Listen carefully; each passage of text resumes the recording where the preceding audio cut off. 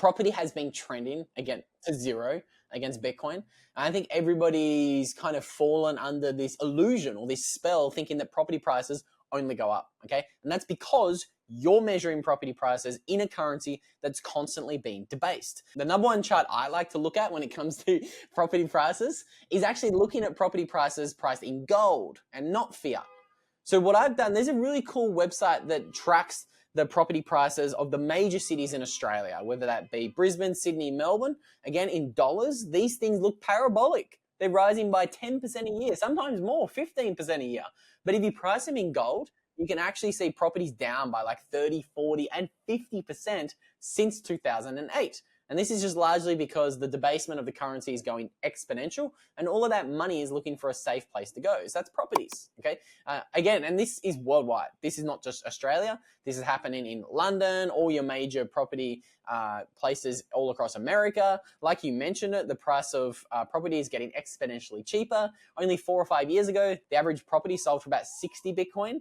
Now it's about 6 Bitcoin. So it's lost 90% of its purchasing power against Bitcoin in like 4 to 5 years. It's nuts. It's really, really nuts. And I think that trend's going to continue. And I don't, for me personally, this could be a good segue into another topic. But for me, the way I'm thinking about Bitcoin and where it should be valued and fairly valued, I won't think about selling any of my Bitcoin for a property until I can buy one of those Californian Malibu beach houses for, maybe 0.2 Bitcoin or something like that.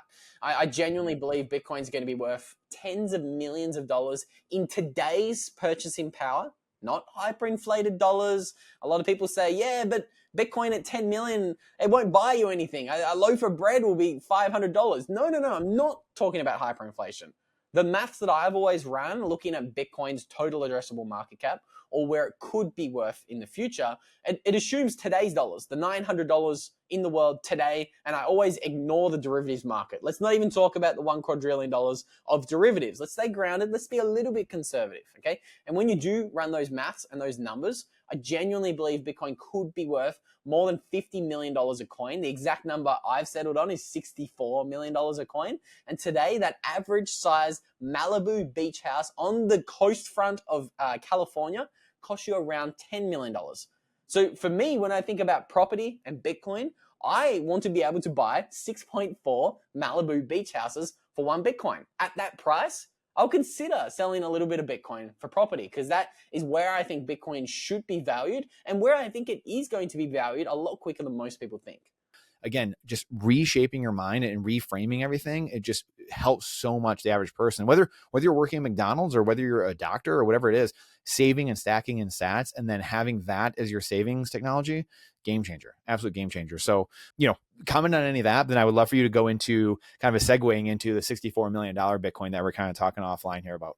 Yeah, I mean, that's the biggest mental flip, thinking about your life priced in Bitcoin. That's the most difficult thing because it's so volatile. I always encourage people, don't look at the Bitcoin price unless it's on a 2 or 3 year time frame. And I think, I don't know why, but people apply these rules to Bitcoin that they don't apply to dollars, okay? People don't think in 2020, hang on a minute, the government just increased the money supply by 40%. My dollars, my savings just lost 40% of its value. I need to sell it instantly. This is how they think about Bitcoin. If Bitcoin crashes by 40%, they freak out because they don't understand what they hold, but they're like, oh, I need to dump my Bitcoin. It's just crashed by 40%. It's like, no.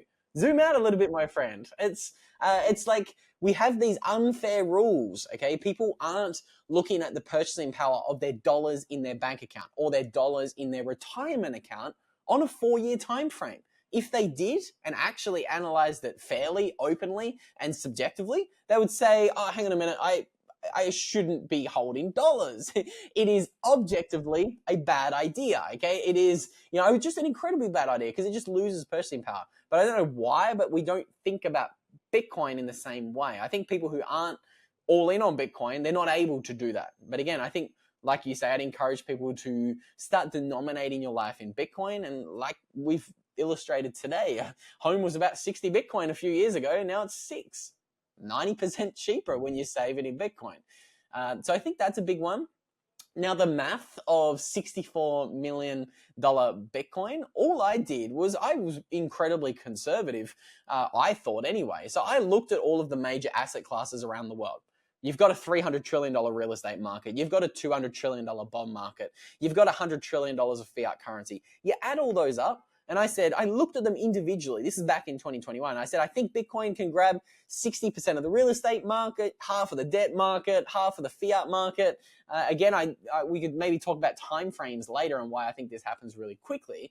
But I think, obviously, it's very easy to calculate the monetary premium in real estate. 50 to 60 years ago, before we left the gold standard, the average size home was costing somewhere around 3 times the average income. So if the average income was about 10K, the average size home was about 30K. Today, that multiple is not 3x, it's more like 10x in most major cities. And in places like Toronto and Sydney and LA, it's higher, it's 15x, okay? So that's how you calculate the monetary premium for the real estate market. But again, all I said was, okay, there's about $500 trillion that's in a defective store of value asset out of that 900 trillion. I said, let's just assume that, half of the world's money, 450 trillion, wants to flow into Bitcoin. I said, we apply the Bitcoin multiplier effect to this hypothetical demand for Bitcoin. This is something that everybody does wrong. They always forget about the multiplier effect. Okay, there's not 21 million Bitcoin available for sale. So again, not every $1 that flows into Bitcoin pushes the Bitcoin market cap up by 1x. Doesn't work like that. We have a multiplier effect. At the time when I wrote that article back in 2021, I used about a 3x multiplier effect. And when you run those numbers, 450 trillion times 3, that takes you to somewhere around $1.3 quadrillion market cap from memory. I think that's about right. Yeah, that's about right. $1.3 quadrillion dollars of market cap. Then you divide by 21 million and you work out getting about a $64 million price tag per Bitcoin in today's dollars, today's purchasing power. And again, I just like to remind people, since I wrote that article, that I got called crazy for by many people, mind you. The multiplier effect today is at 6x. It's not 3x. And this, again, was part of my thesis 3-4 years ago. I said, the multiplier effect is going to continue to rise. This supply suffocation that at the time we'd only seen for 18 months, I said this is going to continue and it's going to get more crazy. And eventually you're going to have no Bitcoin on exchanges. I got called crazy for that. I got called crazy for saying the multiplier effect will rise from here. It's at an all-time high today. It's at 6x. So, I mean, the things are going to get more wonky in the future. And I genuinely believe tens of millions of dollars of purchasing power per Bitcoin in today's dollars is wildly bearish. And things are going to get really bullish in the future here. We just can't even grasp it. And could it be at 100 or 200 a year from now? And that's it? Yeah. Or 50? Yeah. But it could also be at 2 million.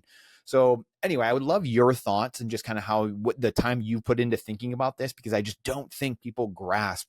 And we can talk about the reasons why you would want this, right? I mean, just the fact that it's the strongest money ever, but then the mining that's going to it, cleaning up the environment, all the things it's doing for society, the societal benefits of Bitcoin are so astounding.